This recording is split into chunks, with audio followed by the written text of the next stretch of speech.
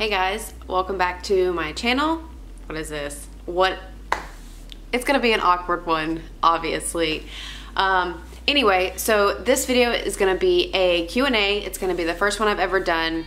I thought it would be fun to do. I've been kind of getting motivated again, and I really just wanted to do kind of something fun. I did a workout video last week, so I wanted to do something different that I've never done before. So you guys saw the ornaments we made. I'll show you guys those finished in this video as well. You probably already saw that. So I posted on Instagram a few days ago if I should do a Q&A or not, and a bunch of people said yes. So I made a post and I said, just go ask me questions and I'll answer them in this YouTube video. So I didn't get very many questions, but we're gonna do it anyway. And I got some questions on Facebook too, so we will just get started. The very first question someone asked me, Rachel, she asked how I have such perfect brows, I think is what she said. And honestly, let me find it. Include how you have the world's best brows. So all I do is I pluck them myself one at a time. I don't do waxing. I don't let anyone wax my eyebrows. I think I've had my eyebrows waxed once in my life, and it was just the very bottom part where, like, you know, the extra hairs grow in. Aside from that, I have not let anyone fuck with my brows at all. I am just lucky, and I have really thick eyebrows naturally. Like, if I did not pluck them, they would grow all the way down here. Like, and I went through my stages of having really gnarly, skinny ass, awful eyebrows back in middle school. I was still figuring it out. Thankfully, they grew back in, and I'm just very thankful that I do have good brows. So thank you, Rachel.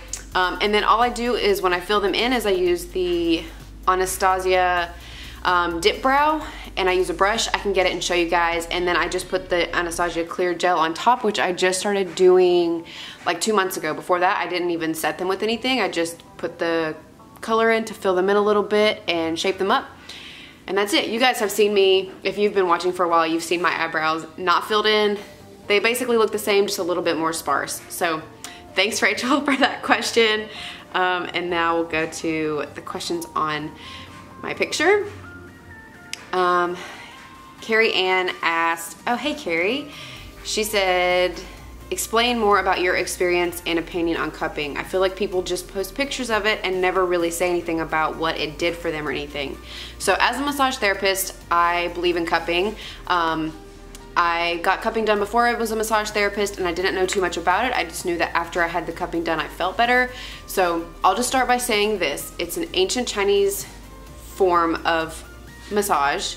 It is a soft tissue manipulation. So what you do is you put the cup on, and you can either use fire cupping, which creates a suction, or there's an actual gun like the ones I have. You put the cup on, and then you squeeze out the air, and then you let that sit. So what that's doing is it's bringing fresh blood into that area, so it's going to be increased circulation, which is good for the muscles and the problem area that you have.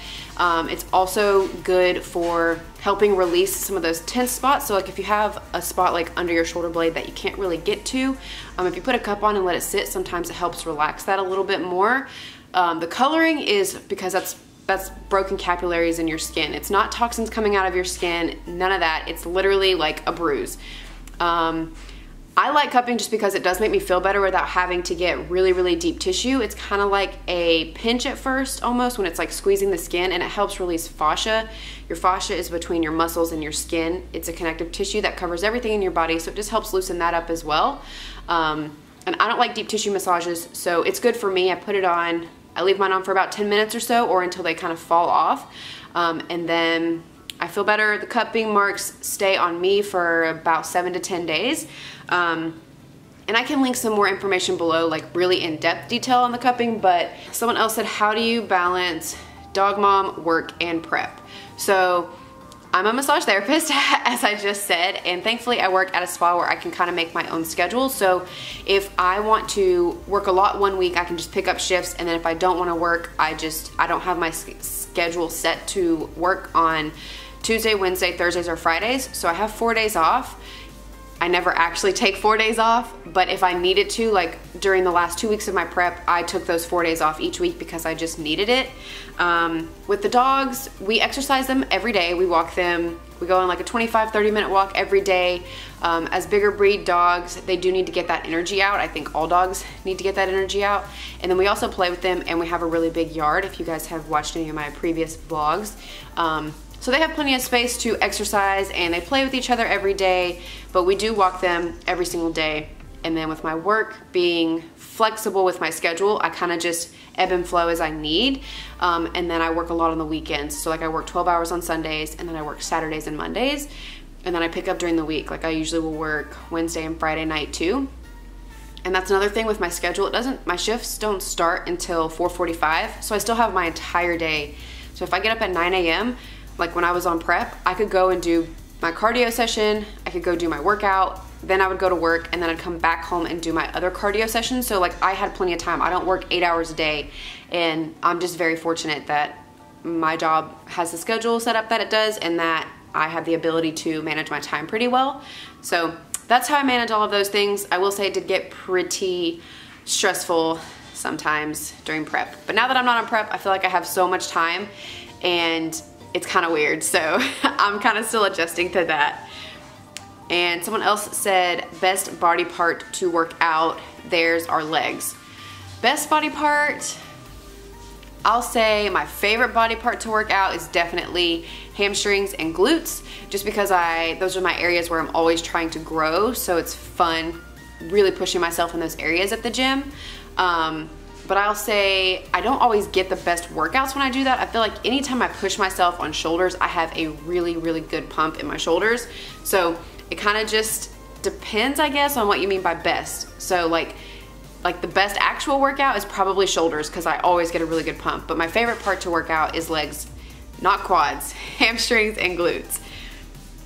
And the next question is, I'm working on losing body fat before focusing on toning.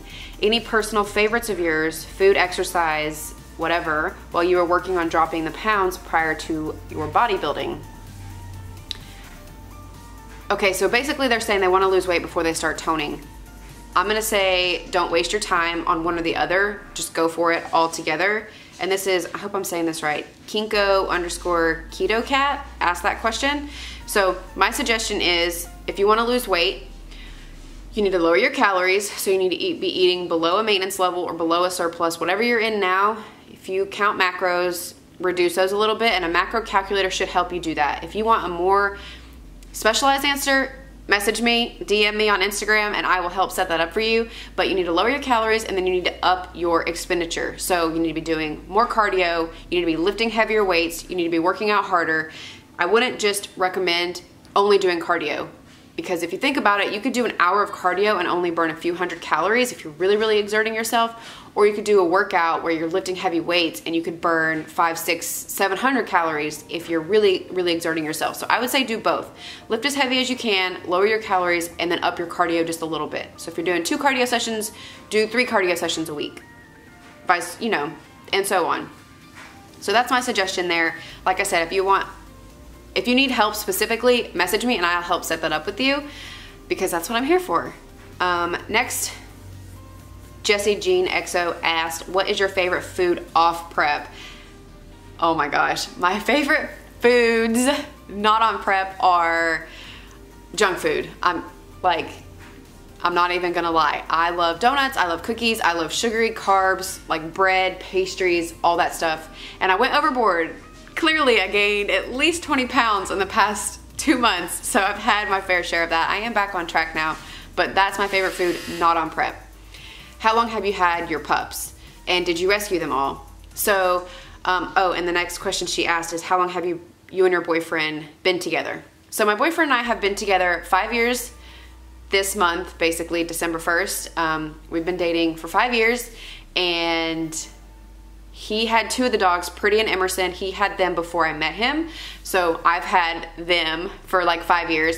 And then Kratos, my big baby that you guys have seen so many times, we actually found him. They're all rescues. So Pretty was feral. They found her in a field, and it took her a long time to really bond with people, and her and Jeremiah just have a really great bond. And so they're like two peas in a pod. So he's had her for 10 years, and then he's had Emerson for 8 years. He got him from a rescue, and Emerson and Pretty are inseparable.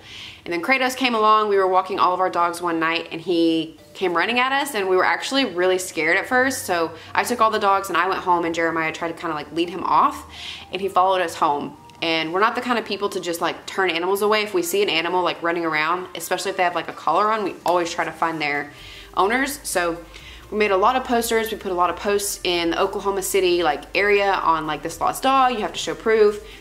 No one ever did. A few people did. They sent pictures and it wasn't their dog. So he was so skinny. His ribs were showing. His nails were so short. And he just like, the first night we had him, we kept him outside because we didn't know how he did with other animals. We didn't know anything about him. So we kept him outside, and it was really cold, and we went out there to like feed him, and he just like sat in our laps. Like, he's such a sweet dog, and I fell in love with him so quickly. I would say, I think I had him for 2 weeks trying to find his home, or like another good home for him, because I was in school at the time and working full time. I could not afford to have 2 dogs because I had Paisley. The dog on my leg, the tattoo that I had before she passed away. But within 2 weeks, I was like, all right, I'm taking him to the vet. He wasn't fixed, so I got him fixed. And after I spent all that money, I just decided like, he's my dog now. I'm sorry if anyone is like looking for him, but I gave you your chance. He's like my freaking soulmate. I love him so much. So we've had him now for 4 years. 3.5 years. We got him in like the springtime, like March or something, I think. Maybe it was January. We've had him for like 4 years. He's almost 6, and he was 2 when we got him. So yeah, we've had him for 4 years, and he still acts like a puppy. I cannot believe he's almost 6. So that's the story of the dogs. They are all rescued.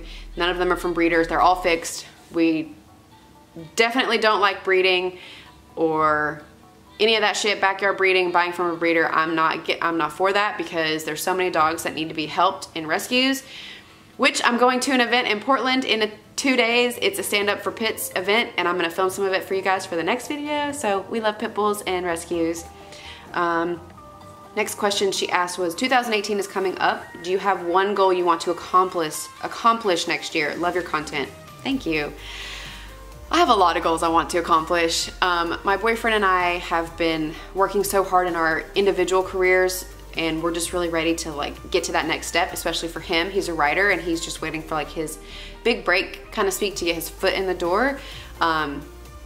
So like, I'm just supporting him in that, but my own goals, I have so many goals. I want to compete again. I don't know if I'm gonna compete in 2018. My coach and I are still trying to just get my mental and physical state kind of like balanced right now before I even think about any of that. But I would love to compete at nationals next year. I have a couple of other goals that I'm working on. I really want to full-time switch over from massage to personal training and lifestyle training for people, because my passion is in fitness and helping people realize that they can be healthy and happy without being miserable. And I'm so passionate about it. So that's what I want to do. Hopefully 2018, I'm going to take that leap. We will see. Yeah, those are just a few of my goals. So we'll see. MLC, sorry if I said that wrong. She said, do you think it is absolutely necessary to get a coach in order to have a successful first competition? Side note, I love your content and watch your YouTube religiously. You're one of my favorite YouTubers. Aw, thank you. I don't know why that makes me so happy when people say that, but I'm like, I am pretty cool, huh? No, not really. I don't know. I love that I started this channel. It just is so much fun for me. So, do I think it's necessary to have a coach? That is a really great question. I don't think that it is necessary. I think that a coach in anything is a tool that helps you get to your end result faster than you might on your own. So for me, I could have prepped myself. It probably would have been miserable. I know I wouldn't have done it as long as my coach did and as slowly, steadily, which was perfect, but I would have like crash dieted because I don't know what I'm doing. I wouldn't have done a reverse diet first where I like did a bulk, because I did a bulk with Nick for almost 6 months before we even started prep. So I don't think it's necessary, but I will say if you have the money and you are really invested in competing, definitely look into a coach. And a local coach would be great. My coach is remote, so that kind of sucks, but I did go meet him this year and we worked out together. It kind of set a standard for me, you know, knowing what to expect from him. I love working with Nick. As you guys know, I'm not competing right now, but I am going to keep him as my coach in my off season, and then probably again next year when I prep, just because I've learned so much from him, and I've learned a lot about myself that I wouldn't have without that coach as quickly as I did, if that makes sense. So I don't think it's absolutely necessary, but I would definitely recommend it if you want to compete and you don't know everything, which none of us know everything. Like, I think even coaches a lot of times have coaches. It's easier when someone else is holding you accountable and pushing you harder than you would maybe push yourself. So that's just my opinion. And Stacy said, how did you regain your focus and commitment after you achieved your goal? I guess, which she's probably talking about me competing. And honestly, it's taken a lot of time. Like, I'm 7 weeks post-show this week, and I'm still not fully committed and focused on my off season. I was really lost for a while, for I would say like the first 5 weeks. I was in a really weird like limbo area, and I don't even know exactly what the root of it was, but I know a lot of the aftermath was all this weight that I gained. I was really upset with myself because I was so strict for so long, for like almost an entire year, and then I just said fuck it. And I didn't want to go to the gym. I'm in the gym regularly again, and I'm really enjoying my lifts. Nick actually just upped my food again this week. I'm not tracking or weighing myself 100% right now because like mentally I need to be in a better space before I do that. And I'm not going to get into that in this video, but we're getting to a better spot mentally, and I'm just trying to enjoy the process of not, sorry, I'm trying to look for the other question that I have on here on my Facebook. It's just, I was in a really weird spot mentally, and I'm trying to get to a not weird spot before I start tracking and weighing myself again. Like, I haven't weighed myself in almost 2 weeks just because I noticed I was having a lot of negative thoughts after I would weigh myself, and it was higher than I wanted it to be, and then I would eat more food and then be mad at myself because I weighed more. It was just this weird cycle, and I'm trying to get to a good spot mentally before I focus on anything else. So I'll say, when I'm not, like before this competition, when I've been like unmotivated before, how do I get back to being motivated? Oh, my camera's gonna cut off. I'll be back in a second. Okay, so I get back to being motivated. I'll say the best thing to do when you're like not focused, not motivated, not feeling it, is just do it anyway, whether that's fitness or not. So like, say you go through this period, a month, where you just don't want to go to the gym, you don't want to work out, but you still have this goal of losing 5 pounds or feeling better about yourself. Well, if you don't go to the gym, those goals aren't going to happen. So you have to just remember those end goals and keep those in mind on the days that you're really not motivated. Like yesterday, I didn't want to go to the gym, but it's like, is not going to the gym going to help me? No. Okay, so I'm going to get up and go anyway. You just have to remember those feelings of negativity or not wanting to do something or unmotivated. Those are just feelings. They will pass, and when those feelings pass, you're going to be mad at yourself if you didn't just do it anyway. So my advice is just get up, get it fucking done, move on about your day. When you look back at it, you'll be happy that you did. That's where I'm at. Like, that's what I've had to do the past 6 weeks. Like, I honestly haven't wanted to go to the gym for the majority of the past 6 weeks, but I've gone pretty regularly. You know, I haven't taken like whole weeks off or anything like that because I'm like, not going definitely isn't gonna make me feel better, so I might as well just get my ass up and go. And then the last question I have on here is, how do you stay on track and motivated every day? So similar question. I don't stay on track 100% of the time. When I was on prep, I did, because I had that goal, like that very close tangible goal that I was working towards, and that's how I stayed on track. And then no one is motivated every day. Not a single person ever that you see or follow is motivated 100% of the time. You guys have to remember that YouTube, Instagram, any social media is a highlight reel, and people put out there what they want you to see. They put out the good days. They don't want to put out the bad days where they're like, oh, I feel like shit today. I don't want to go to the gym. I'm gonna sit on my couch and eat a pint of Ben & Jerry's. Like, they're not gonna post that, you know, more than likely. Some of us will. I tell you guys when I'm not feeling it, but I still do it anyway, because not doing it isn't gonna get me there any sooner. So that's all I have for you guys. Thank you so much for watching this video. I didn't get a lot of questions, but for those of you that did ask the questions, I really appreciate it. Thank you guys so much for watching. If you're not already subscribed, hit that subscribe button.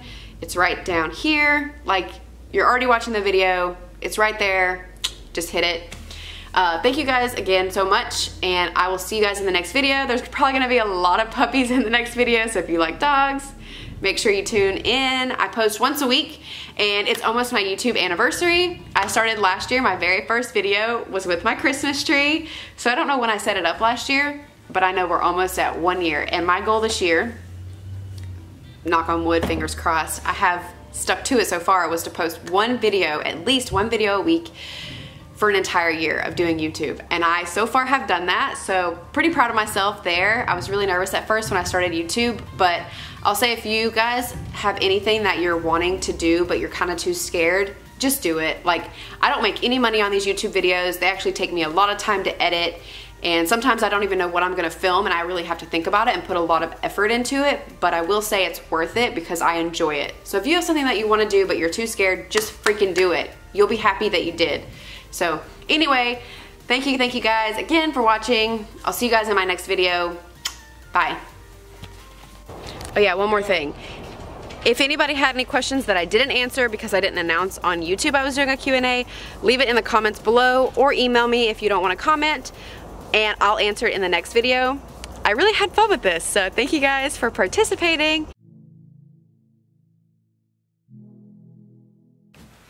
Hey guys, so tonight I am going to be making paw print ornaments with my dogs, and I thought I would film it just to show you guys in case any of you guys have pets and wanted to try it. I just found this on Pinterest, and you need 1/2 cup of water, 1/2 cup of salt, and 1 cup of flour, and then you bake it after you stick their paw in it for 2.5 to 3 fucking hours.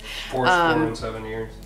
Yeah, at 250 degrees. So I'll put all that in here and show you guys. But we're gonna mix all this good stuff up. Get their paw prints. We just walked them and we're gonna feed them, so hopefully they'll be calm enough. We'll see. Anyway, okay, we're gonna get to it. Right, babe? Huh? We're gonna get to it. Yeah. Get to it. Let's get to it. Whoa.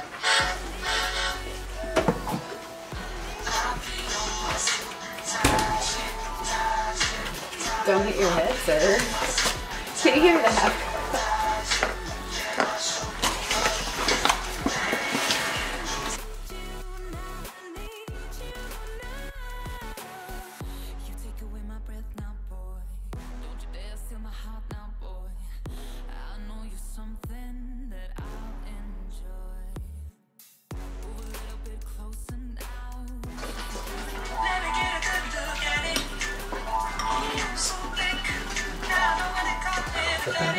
Thank you.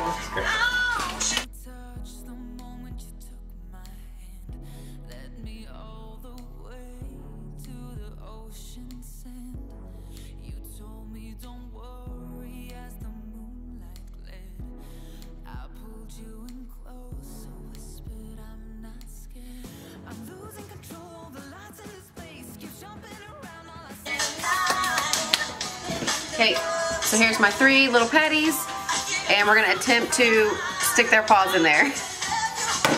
Kratos. I think you're gonna have to do it. Kratos. You can't eat that, buddy.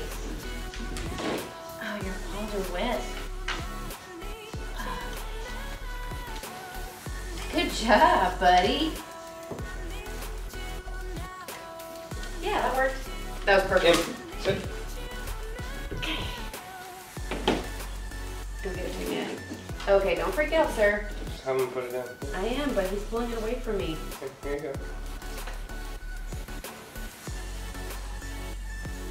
Good boy. Good job. There's an Emerson paw. Perfect. It's not deep enough. It's deep enough. Alright, Pretty, your turn. Em, you're done. Go potty outside. He doesn't fucking care at all. Are you giving it to her? Yeah. Oh, you have to press down. Good job. Wait. What? Who's who? Kratos? Kratos, Pretty, Emerson. Okay. Now we have to bake them. Okay, here they go. Here they are. I forgot whose are who. This is Emerson's because it's the smallest. That's Kratos, and that's Pretty. And I'll show you guys after we bake them. Okay guys, I finished my paw prints. It was they were in the oven for 2.5 hours, and I think they're done now. So I will show you guys. This one is Emerson's, and this one was Kratos's, and this one was Pretty's. So I'm gonna let these cool down, and then I think I'm gonna paint them tomorrow. So I'll show you guys the finished product, and then this video is gonna have my Q&A in it. So I'll see you guys in the next clip.